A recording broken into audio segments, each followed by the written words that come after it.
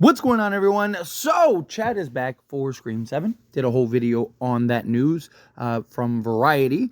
I am almost positive that they're going to explain it, that, like, the girls went on a girl trip, right? Like, oh, yeah, Sam, Tara, and my sister went on some trip to, like, Italy or something like that and left me behind because they wanted some girl time, right? I'm pretty confident that that'll probably be how this is explained. Little surprising that Mason Gooding returned, although the studio loved him. So he was originally supposed to die in Scream 5, but they loved Mason so much they wanted to bring him back for another movie, and then he ended up surviving Scream 6, which, in my opinion, should not have happened. I think that they should have killed him in Scream 6.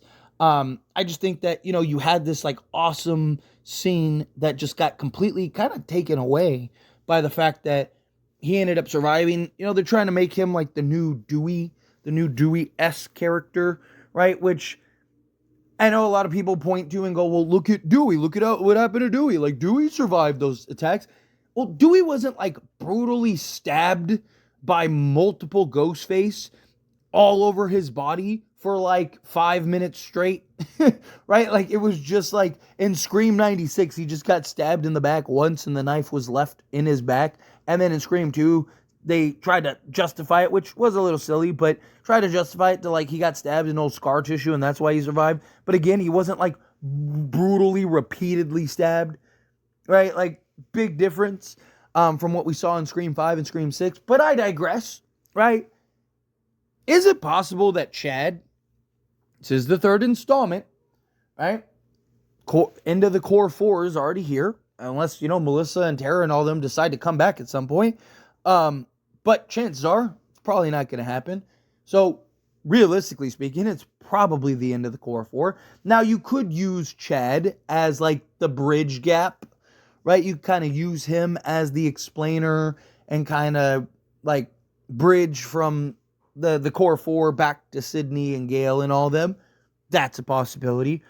What if he's this third installment's Cotton Weary, right? Cotton Weary was supposed to have a big role in Scream 3, and then Liev Schreiber decided, no, like, kill me, because it was a bunch of mess, right? Like, Scream 3 had its issues, and they ended up killing Cotton in the opening scene, right? And it was surprising, and it was shocking, and to this day, like, he's one of the guys, like, I was like, I didn't mind that they killed him. Fine, if you want to kill him, that's fine, but he should have went out differently. I mean, they, like, built his, like, he was the backstory arc, right? Like, they built him in all those Scream movies. From 96, he was just kind of like in the background, to like Scream 2, he was in the forefront, right? Like, the whole film kind of centered around him in a lot of ways, right?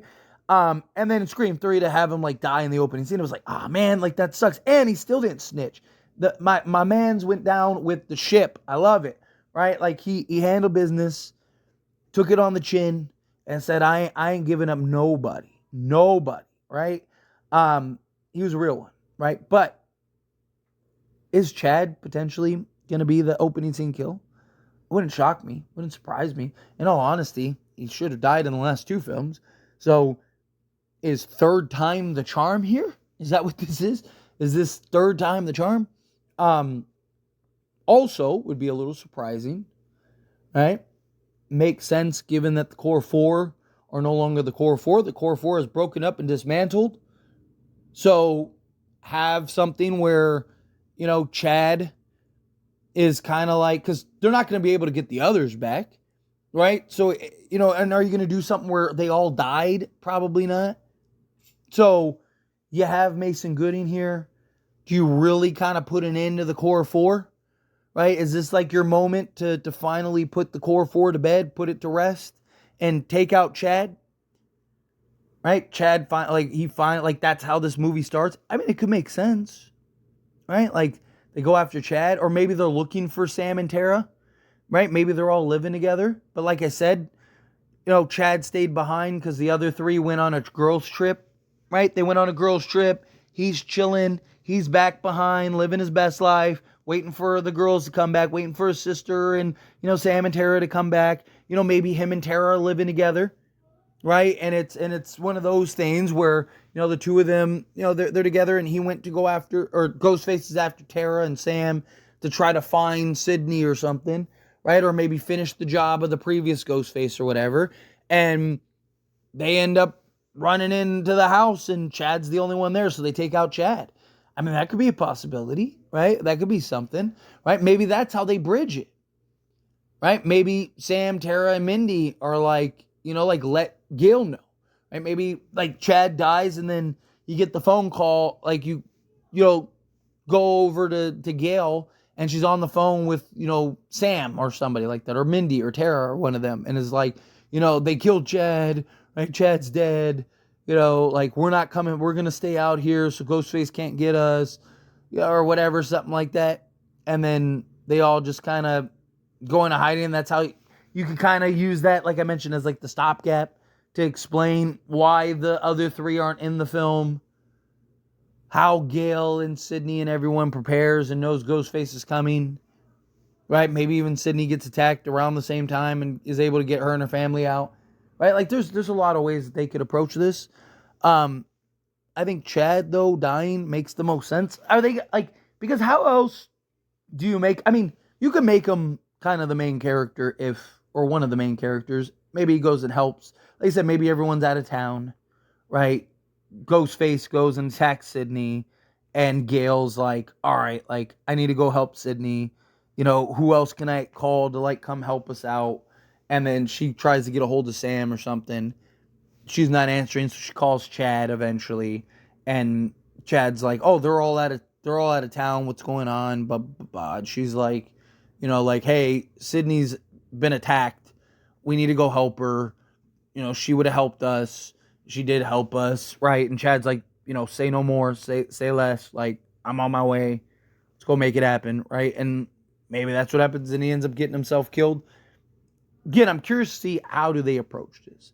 Do they go the route of Chad, the opening scene kill, and have this like memorable, impactful, kind of into the core 4 route?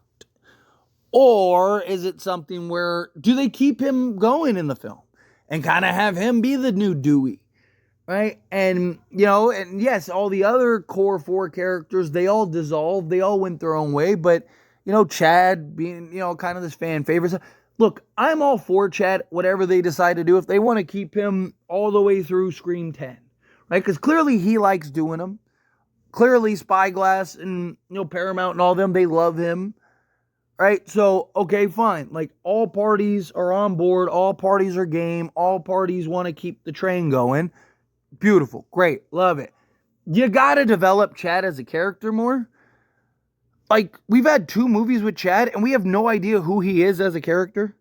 We know he's kind of like, like the big brother to all the girls.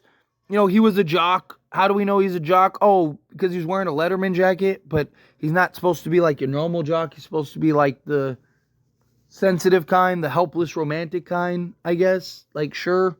Okay, like, who is he as a person, character? Right? Like, they did the same thing with all the core 4 characters. Right? Like, Randy had substance. Right? He wasn't just some movie jock or movie nerd that, just recited rules to horror movies. Right? Like, he had substance to him. You knew the kind of character he was. You knew, like, the backstory. You knew his obsession with Sydney. You knew, like, you got all that. Tatum, the blonde with the big boobs. Yeah, okay. But she had substance. You knew who she was. There was story to her, right? There was build up to her. Right? Like, we need to get something. If you're going to keep having Chad in these films, again, fine, perfect, beautiful, love it. Let's go. But we need to start learning who Chad is as a character. Need to start adding some layers to his character, right? I like Mason Gooding. Nothing against him, right? As an actor, you only have what the writers give you, right? But I need to see them, like, give him something to work with, right? I need to see them, pretend like they care about the characters that they have in these movies. Obviously, look, if you kill him in the opening scene, then you're not that worried about it. Then who cares about the character development? But if they don't do that, and they do have him in this movie, even if he does end up dying at some point in this movie, I would like to expand a little more on his character. I'd like to, build up his character, right? Like, can we just not do the same old, same old? Can we add some substance here? Can we, I personally, I think that they should kill him in the opening scene. I think you have like kind of that Cotton Weary callback. Also, Scream 5 and 6 has done a really good job of just copying what Scream 96 and Scream 2 have done. So, like, why not follow that trend and continue to copy the previous films and just kill Chad in the opening scene? And now you have your Cotton Weary-esque kill. A character from the previous 2 films that ended up dying in the opening scene. Boom, there you go. And you have Chad is that Cotton Weary character. I think that's probably the best approach. But anyway, as always, this is a discussion, and I pass the question on you. Let me know your thoughts and opinions down in the comments below. What do you think? I feel what are your thoughts? Do you agree with my points? Disagree? Mixed? In the middle? Do you think, yes, you should have Chad die in the opening scene? Do you think, no, do not have Chad die in the opening scene? However you feel, whatever your thoughts are, I love to hear it. So let me know down in the comments below. That being said, if you haven't liked this video, hit that like button. Helps me a lot. Lets me enjoy these types of videos. Truly appreciate it. Not subscribe to the channel, hit that subscribe button. Turn on the bell notifications. Appreciate y'all. See you in the next one. Thank you.